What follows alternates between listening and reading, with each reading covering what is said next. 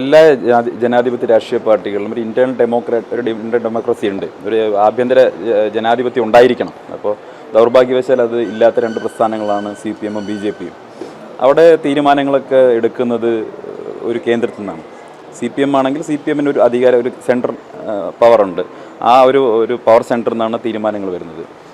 BJP-ക്ക് ആണെങ്കിൽ നാഗ്പൂരിൽ നിന്നാണ് തീരുമാനങ്ങളൊക്കെ വരുന്നത്. അത് താഴെ തലങ്ങളിലേക്ക് യാന്ത്രികമായിട്ട് അനുസരിക്കുന്ന ആളുകളാണ് ഇതര രാഷ്ട്രീയ പ്രസ്ഥാനങ്ങളുള്ളതെങ്കിൽ കോൺഗ്രസ് ഒരു ജനാധിപത്യ രാഷ്ട്രീയ പാർട്ടിയാണ്.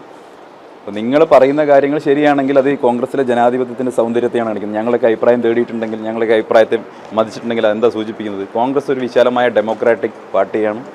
അവരെല്ലാ സാധാരണക്കാരായിട്ടുള്ള പ്രവർത്തകൻ്റെയും ജനപ്രതിനിധിയൊക്കെ അഭിപ്രായങ്ങൾ കേൾക്കുന്നു എന്ന് പറയുമ്പോൾ അതൊരു മനോഹരമായിട്ടുള്ള ജനാധിപത്യ പ്രക്രിയയല്ലേ?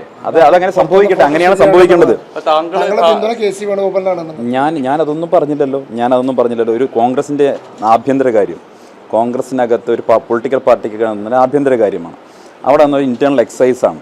ആ ഇന്റേണൽ എക്സസൈസിൽ എന്ത് പറഞ്ഞു എന്നുള്ളത് ആ പാർട്ടിയാണ് വിലയിരുത്തേണ്ടത്. ഞാൻ എന്ത് പറഞ്ഞു എന്നുള്ളത് നിങ്ങൾ പുറത്ത് വന്ന ചിത്രത്തിൻ്റെ അടിസ്ഥാനത്തിലോ അതെന്ത് ഞാൻ കണ്ടിട്ടില്ല. അതുകൊണ്ട് എനിക്കത് സംബന്ധിച്ച് ഒന്നും പറയണ്ട. ഞാൻ ഇത്ര പറയുന്നു.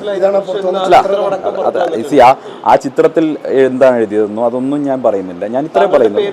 പിന്നെ ഞാൻ പറയുന്നത് നിങ്ങൾ ആ പുറത്ത് വന്ന ചിത്രത്തിൻ്റെ വസ്തു എന്താണെന്ന് വെച്ചാൽ ഞാൻ പറയുന്നില്ല. എനിക്ക് ഇത്രയേ പറയാനുള്ളൂ.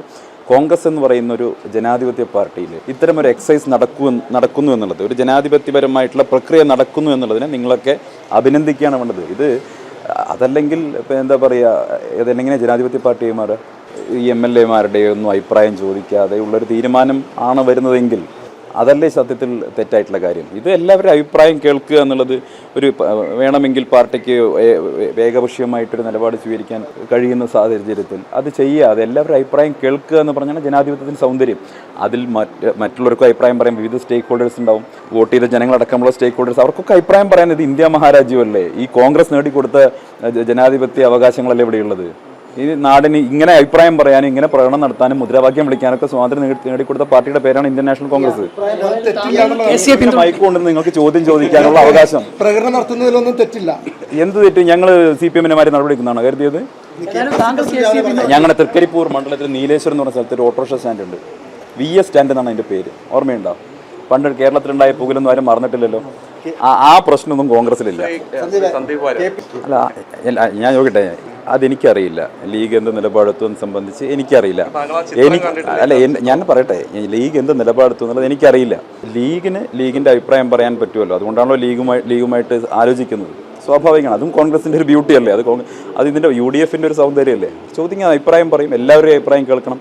എല്ലാവരും അഭിപ്രായം പറയണമെന്നേ അവസാനം ആത്യന്തികമായിട്ടൊരു തീരുമാനം വരും. ആ തീരുമാനം ഞങ്ങളൊക്കെ അനുസരിക്കും. ശ്രീ രാഹുൽ ഗാന്ധിയും കോൺഗ്രസ് നേതൃത്വവും ഇവിടെ പാണക്കാട് കൊടപ്പനക്കൽ തറവാടുന്ന സയ്യിദ് സാദിഖ് അലി ശിഹാബ് തങ്ങൾ എടുക്കുന്ന തീരുമാനം UDF-ൻ്റെ പ്രവർത്തകർ 100% അംഗീകരിക്കും. അതിലൊരു സംശയം ഒരാൾക്കും വേണ്ട. ഇപ്പോൾ ആരെങ്കിലുമൊക്കെ വെള്ളം അടുപ്പത്ത് വെച്ചിട്ടുണ്ടെങ്കിൽ അതൊക്കെ വാങ്ങി വെക്കുന്നതാണ് നല്ലത്.